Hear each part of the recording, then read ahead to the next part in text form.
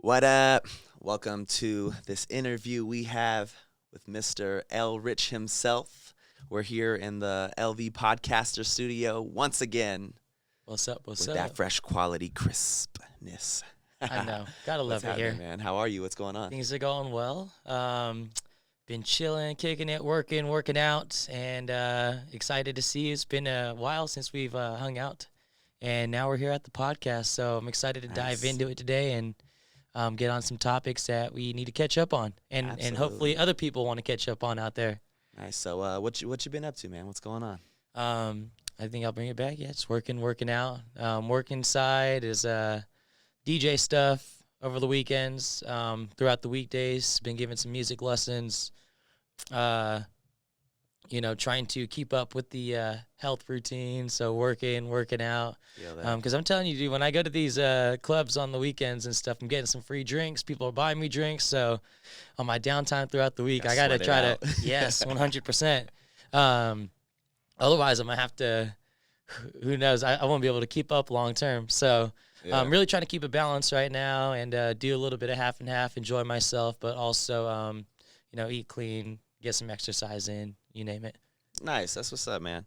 So from the last time we were here, Well, it's actually at a different Yeah, it's a location. different- yeah, this this is is upgraded. Shout upgraded out looking. LV Podcasters know. Studio. They said they People got out it there going that on. need a space, guys got to come check the spot out, especially the new upgraded spot. This is Yeah. dope. It's night and day. This is like next level, yo. Yeah. So you said, last time we Holding were it here. down. Last Well, time we were still were- with them, but just yeah. another spot. Different spot. Yeah. Yep. And that was actually for my last release. Yeah, and that's kind of where I was going to. Yeah. So we know how, that whole release came, but like I was thinking about it and like I want to do like a then and now Okay. thing for you. So like let's hear about like your childhood. Let's hear about like, the in between and then like to now. I want to Okay. Let's get to know Quick- El quick- Rich better. Quick story. I'll try to keep it as brief as I can. Once I start talking, I end up rambling for a bit, so cut me off if needed. But I'm born and raised here in Las Vegas, Yeah, great. Nevada, Henderson area, and then I went to Silverado High School, and in between that, I grew up in the suburbs. A lot of the stuff that I was doing at the time was listening to like rock bands. I was playing in a band, kind of. I wish I was more often, but I was playing drums, skateboarding, and at that time, like when I was younger, the home computer had just like taken off. I feel like when I was growing up in elementary school, that's when like everybody started getting their first family home computer. You were the homie with the computer at Yeah. the crib. And that's when like the first like PlayStation came along, Xbox came along when I was growing up. So now they're on like PlayStation 4 or 5 or whatever. I saw the OG back in the day. Yeah. So yeah, before high school, that was pretty much my life. Like music, drumming, skateboarding was like the thing that I did most. And then the explosion of the home computer really got me on the computer a bunch. So it went from just like browsing the internet to actually like recording songs and then getting a copy of like Fruity Loops where I was starting to produce music and whatnot. So that was my 90s kid story leading up to high school.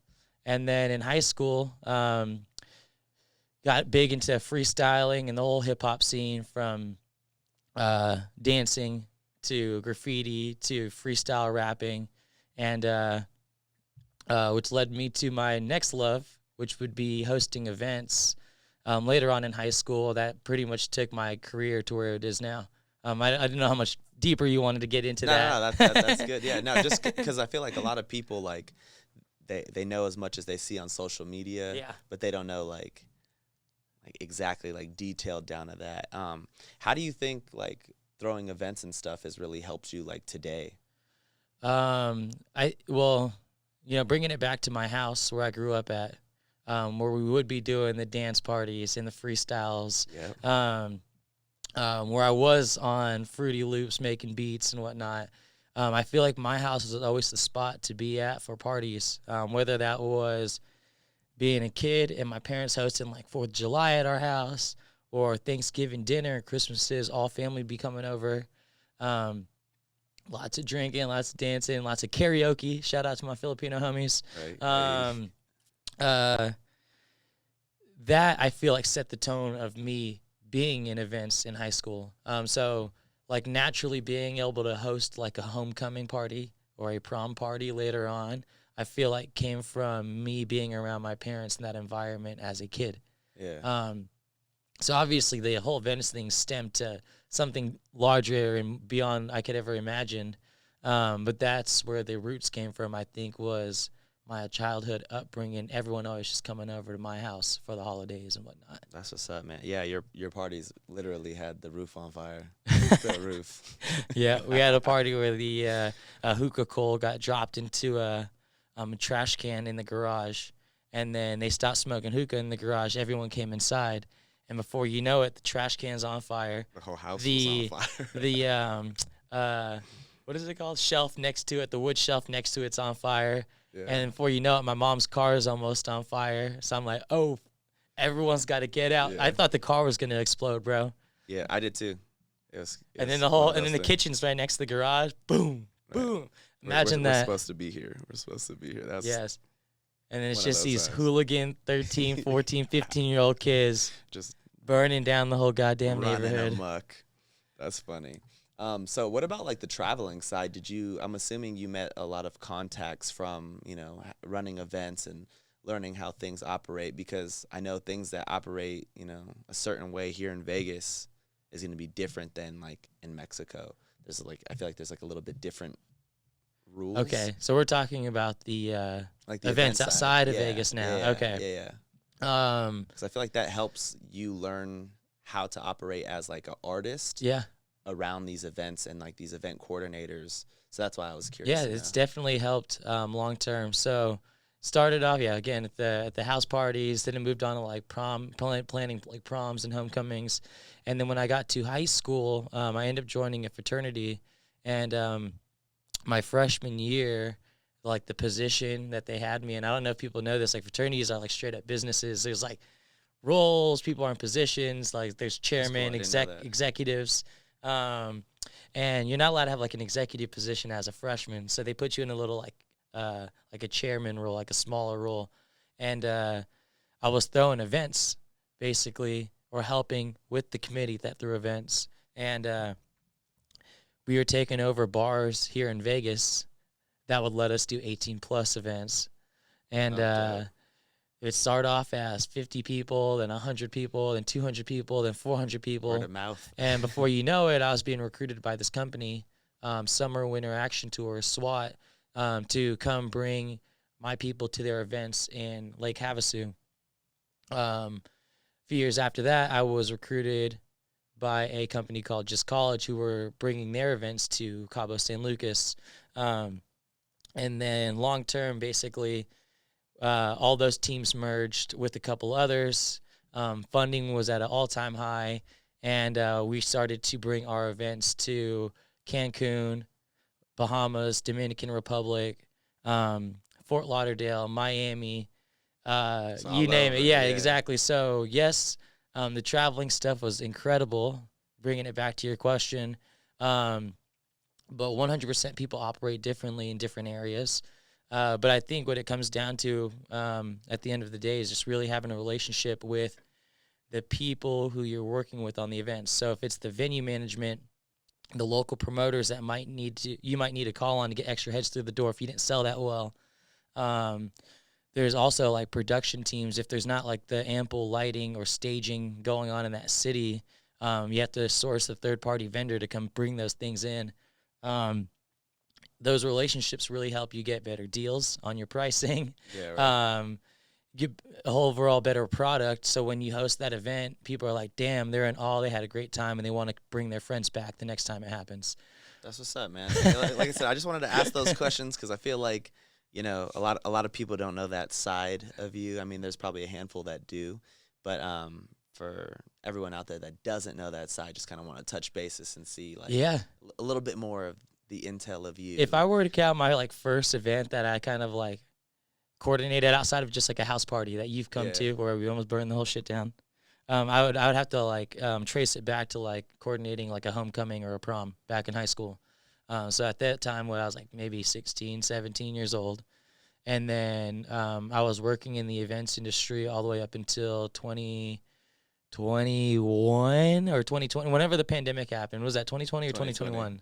2020? Yeah. Damn, time's moving so fast. COVID-19. So yeah, 16. What is 16? Like 2008 all the way through 2020. So like Yeah, 12 good run. years, I Yeah, would it's a say I long was run. like basically like really involved in the event business. Sick. That's Yeah. awesome. So now that we learned a little bit more about you, the real question: what's up with the music? You got some new stuff coming up? Yeah, definitely. Um, got some shows coming up, ones that I'm hosting, and then also ones that I will be a part of. I have some new music coming out. I'm sitting on like 3 tracks right now that are like some of my favorite songs I've ever written. That's dope. And I just came out with the song last Friday, June 10th. So That's that proper joint, right? yes, proper. Run up the streams if you haven't Smacking, already. Smacking. Let's go. But besides proper, we've got a couple more in the chamber right now. It's crazy because like every time I like make a song, I'm like, damn, this one's the best song I ever made. Like this song's the best song I ever That's made. growth. Yeah. So I'm sitting on them. I'm really excited to release all of them. The plan right now is to just do it like once a month or once every 2 months.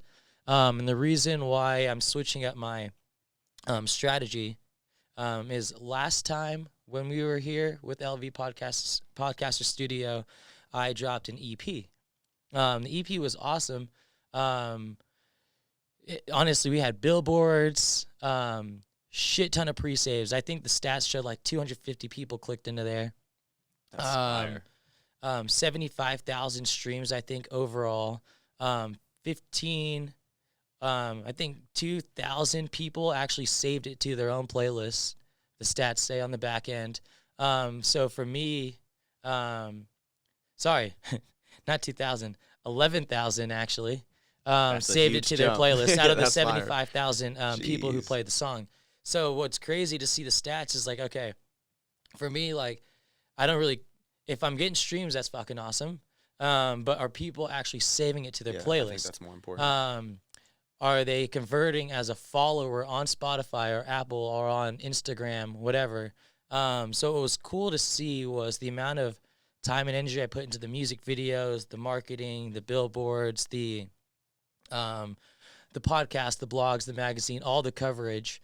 Really got the word out. It was the most time and effort I ever put into a project as far as like exposure goes. The numbers definitely showed for it, and then yeah, the saves are actually, I'm going to correct myself. It wasn't 11,000 for that specific project. 11,000 people saved my songs overall last year. So I forget how much was from that specific project or per song.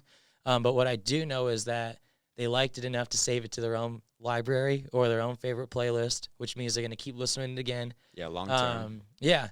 And, you can have someone stream it, and they might not even like the song. They just listen in the background while they're, like, working.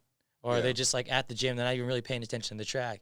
For someone to actually take that next step and convert it into their committed group of songs that they're going to listen to forever. Library, I feel like that meant a lot to me. So anyways, one thing I noticed about the EP drop is on places like Spotify for released radar, you can only pitch one song from a project. But I liked all 3 songs on the project. So I didn't, for Release Radar, everyone that follows you is automatically going to show up.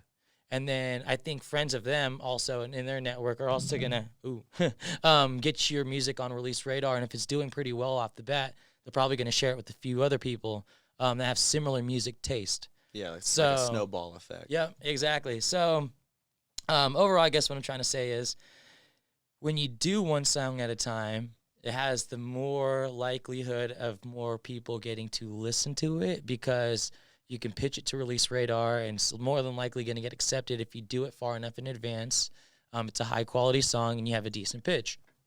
So if every person I know is going to be able to listen to it on their Release Radar, I'm gonna drop singles instead, and that's kind of where I'm working towards right now. That's what's up. So Yeah. with the singles, you got some music videos in mind. What's your Yeah.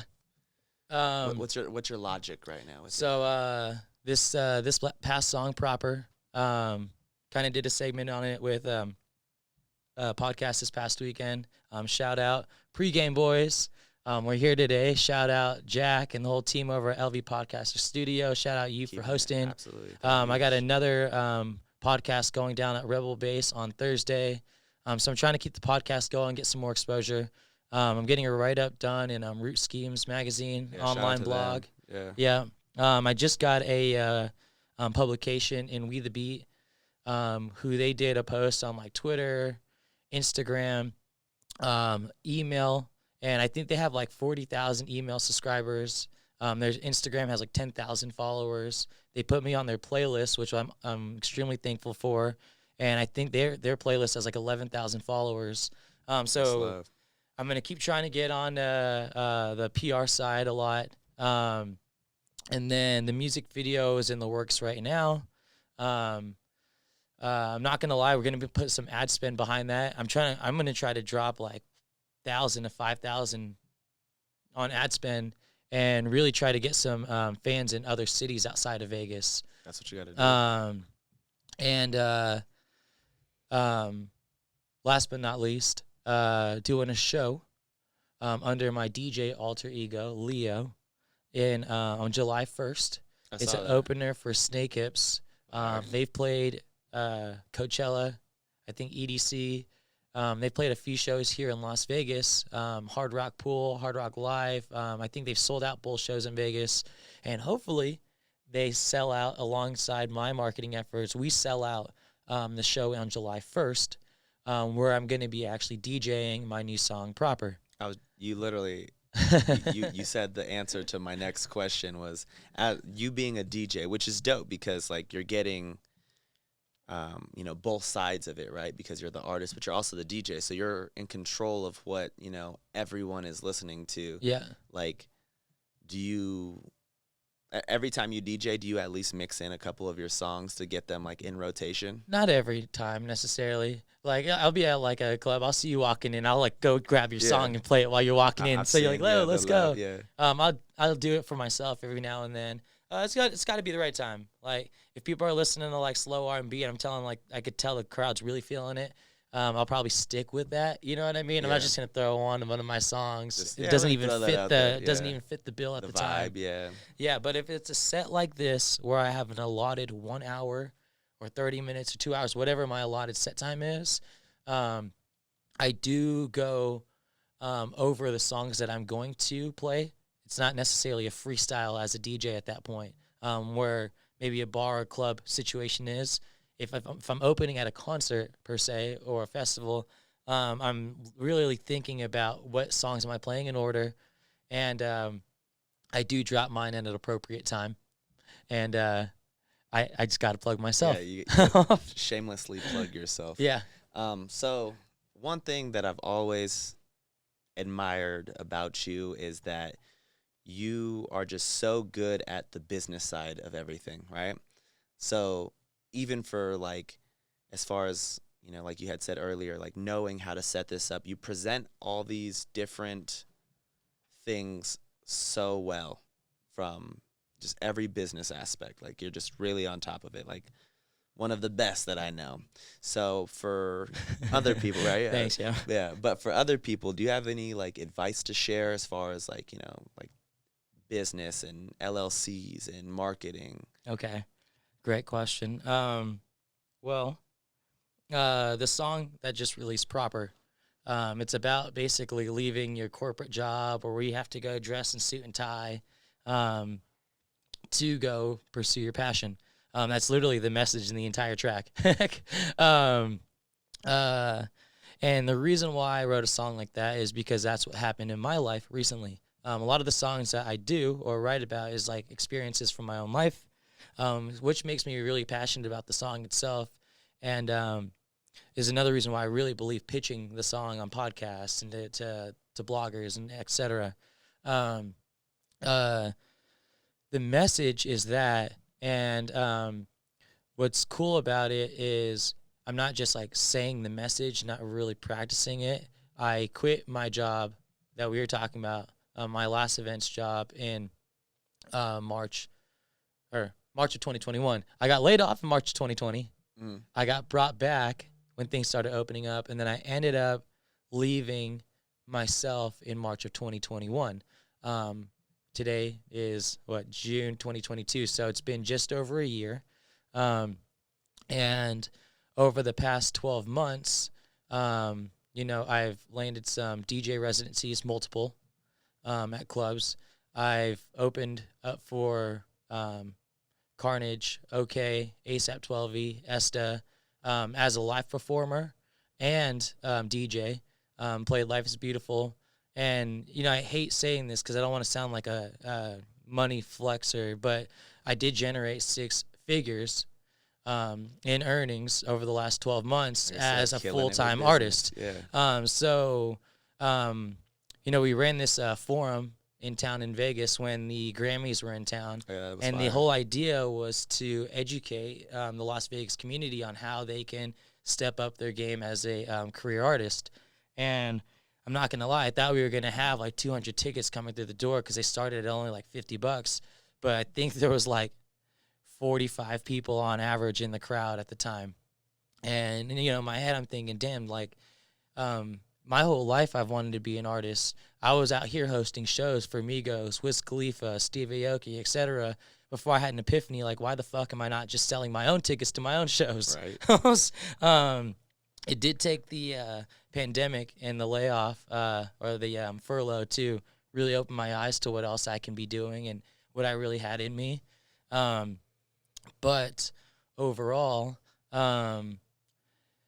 even at that event with the Grammys forum, where we're trying to educate, I didn't think it was as good as it turned out as I thought it could have been. So yes, to get to your question, the advice I can give around my experience over this past year can go all day long. Because I've learned so many things and I failed at so many things that I could probably teach people not to do if they ever want to be in the position to try this. Remind me, what is it, like, one of the topics? Yeah, I was just saying, like, as far like that right there is a perfect example of what I meant when I said business, right? Yeah. Because I was asking, as far as like LLCs and stuff like that, but and like just all business actually. But like you just touched on so many topics, and like I hope I didn't lose you. By the way. Yeah, I'm here. No, but like in that, right, you found a way to like leave your job and be successful in this career in just a little over a year, and I think it's impressive because like coming from somebody who's been in the music game for as long as I have, and see you come and turn it into this, it's like damn. But another thing that I will give you a lot of credit on is that most people, myself included, in the music industry, we're coming in as artists, right? So we're like, okay, we're gonna be just as this artist, and I want to find a way to market as much as we can, and try to get as much exposure and conversion to fan to listener kind of thing. And you did it in such a different way than anybody else would have done it. And that's because instead of just offering just that, you have your DJ services. You have where you'll teach DJ services. So, you literally are making, like, as you've said before too, like, it's not even just off the music industry, but it's off of music itself, So I could dive into that a little further. You said the LLC is the one thing that popped out at me. And then you also mentioned like different services you're offering besides just like stream my song. Exactly. Right. Which I think is major. So how much time do we got? We got like 10 minutes. All right. So I'm going to try to wrap this up and make it like brief, or I'm not going too far off. Even anybody out there that maybe wants to talk about this further, they can just hit me up on the side. On Instagram, it's at l.rich_music. On the DJ side, it's at Sounds by Leo, Sounds by Lio. Tap in. And the reason I'm saying that now is because if something that you're going to hear after that plugin is interesting to you and you want to go a little bit further on it, feel free to slide in the DMs. I'll hit you back. We can set up a meeting over Zoom, Starbucks, whatever. The LLC was the start of everything, right? I knew that if I'm going to do this business or music is a business, first and foremost. Jay-Z, whoever, they've got their fragrances, they have their clothing lines, they have their music, they have their record label. They're not just making money off streams. Actually, streaming is probably the least amount of thing they're making money off of. They got to do shows. They have to have these different products that all related to their brand, right? So knowing that music is a business, I started an LLC first and foremost. Doing shows, all this stuff. If you were to, host a show, you're the main person putting it on, a speaker falls on somebody, and they're going to sue you. You're liable. The LLC makes you a limited liability company, and they're not allowed to attack your personal assets and belongings. So if I got sued, I couldn't get sued for my personal savings account. They couldn't take my house and my car. They can bankrupt the LLC, though. Yeah, as much as the company's right. worth.